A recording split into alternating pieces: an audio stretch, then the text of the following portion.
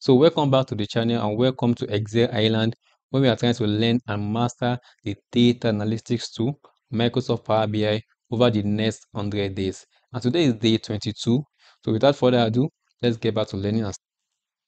Welcome to this Power BI course where you'll learn about transforming data in Power BI.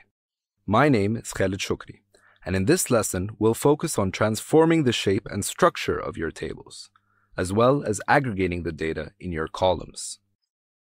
An important concept to understand is that the same information can be represented in different ways through different dataset shapes.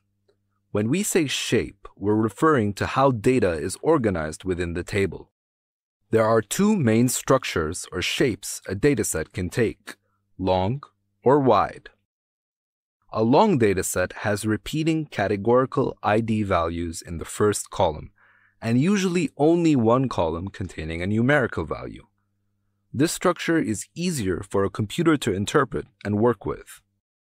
Conversely, a wide dataset contains only unique values in the first column and multiple numerical columns, one for each variable. This structure is more human-readable and easier to analyze at a glance, as it represents a summarization of the long data structure. We can see that these two tables contain the same exact information, but it's organized differently.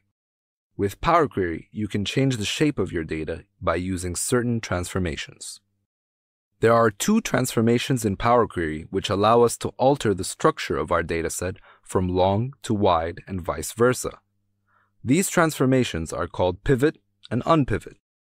Pivoting a table allows you to construct new columns in your dataset based on the values contained in a selected column. In this graphic, we can see that the variable column was pivoted, which created three new columns: points, assists, and rebounds. This changes the structure of